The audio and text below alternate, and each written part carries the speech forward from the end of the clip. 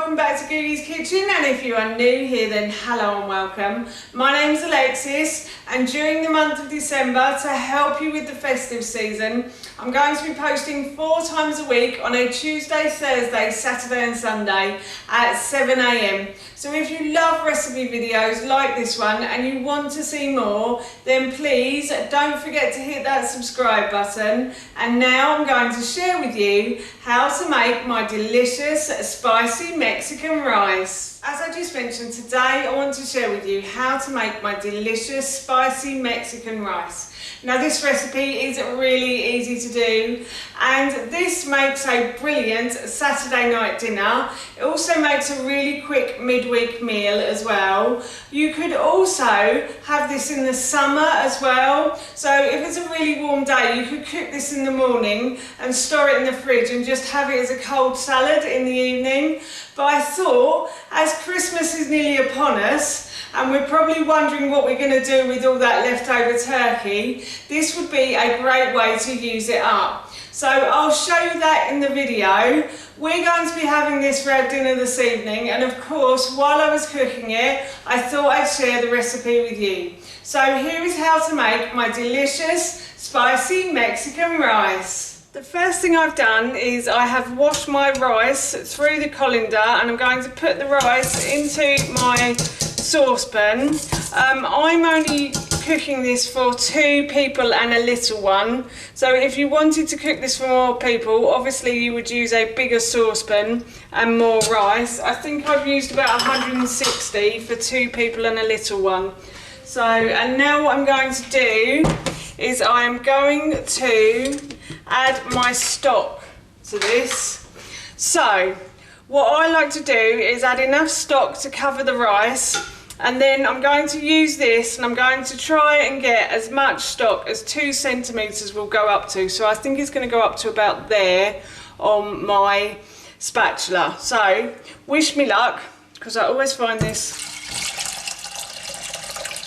So that's enough stock to cover the rice. So the spatula has to hit the top of the rice, and then hopefully, yeah, that's about 2 centimetres up. So the liquid reaches about 2 centimetres high on the spatula. And then I'm going to put this onto a high heat on my hob, and I'm going to bring this to the boil. And I'm going to turn it down completely, and I'm going to leave it to simmer. While the rice is cooking, I've put a large saucepan onto my other hob, and I'm going to put this onto a high heat, and I'm just going to add a little bit of oil to the base of the pan, like so, and then I'm just going to spread the oil across the base of the pan. I'm going to use a plastic brush to do that. So I'm just going to spread it until it's until it evenly covers the base of the pan, like so. And then I'm going to leave this pan to heat up now. So my pan got very hot, and I've added my spring onions to the base of the pan, and these have started to soften now. So what I'm going to do is I'm going to add some some yellow pepper to this. So I have sliced the top from a yellow pepper, and I removed the core and the stalk, and then I just sliced and diced the flesh into like 1/2 centimetre pieces. And now I'm going to add these to the base of the pan, like so. I'm going to fry these now until these start to soften like the spring onions have.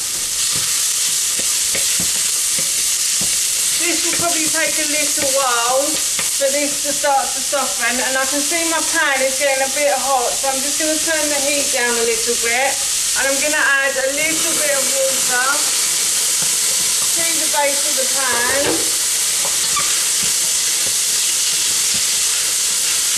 like so.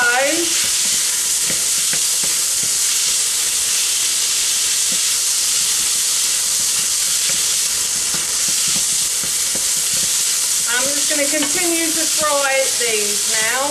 And while I've been frying my spring onions and my yellow peppers, my pan with the rice and the stock in have just started to come to the boil, so I'm going to turn the heat down on those, and I'm going to turn it down to a medium to low heat.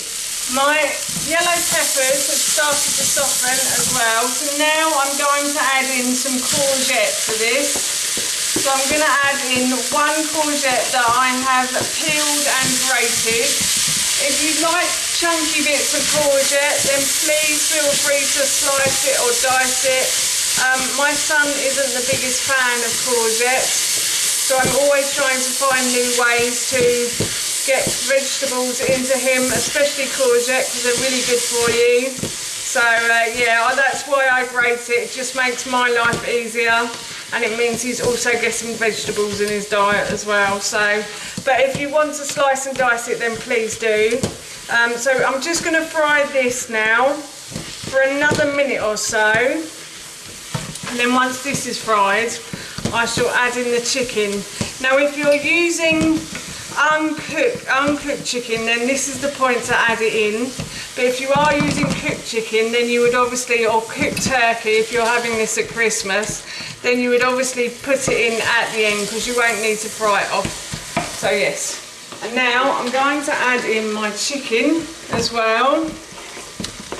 So I'm just going to fry my chicken now. I think I might turn the heat back up slightly as well, just to cook it, just to get it going, basically. So yeah, I'm going to fry the chicken now until it's a lovely golden brown colour. So my chicken has started to turn a golden brown colour now. So what I am going to do is I'm going to add in my chorizo to this. So obviously if you weren't adding the chicken, you would just automatically add the chorizo in. My son has actually come and stolen a few pieces of this already. So yeah, I'm glad it's going in now, because I don't think if I left it any longer, I don't think there'll be any left. So yes, I'm going to stir the chorizo in as well, and I'm going to cook the chorizo until it goes slightly crispy. You don't want it too crispy, because it can tend to turn burnt, can tend to taste a little burnt if you leave it in there for too long. But when you cook it in with the chicken, like this, all the oil of the chorizo comes out and flavours the chicken and all the vegetables as well. So it makes this meal really tasty. So yes, I'm just going to continue to cook the chorizo now. And it smells so good right now. I could just eat this, I think. Forget the rice. This smells lush.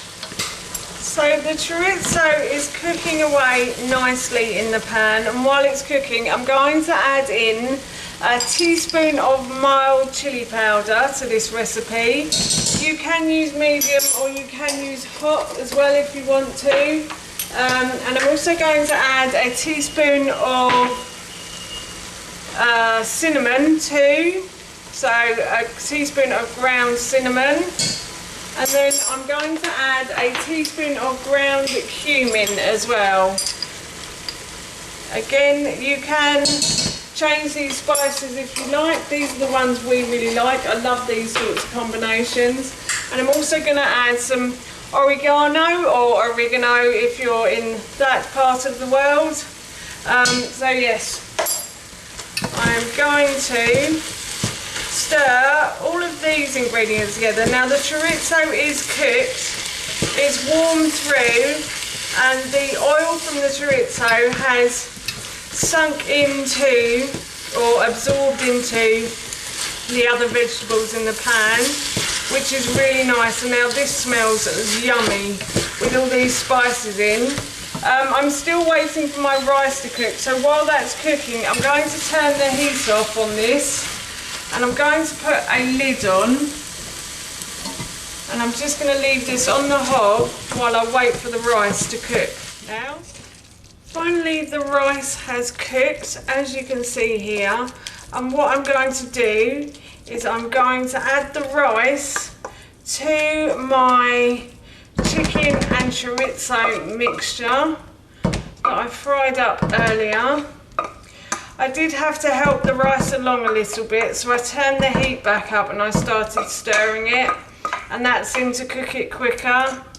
Sometimes when you leave it on low, it does tend to take a really long time to cook, especially if you're using brown rice as well. So I'm just going to mix all of these ingredients together now until everything is well mixed in, like so. I think that's perfect. And then what I'm going to do is I'm going to just add a handful of spinach to that as well.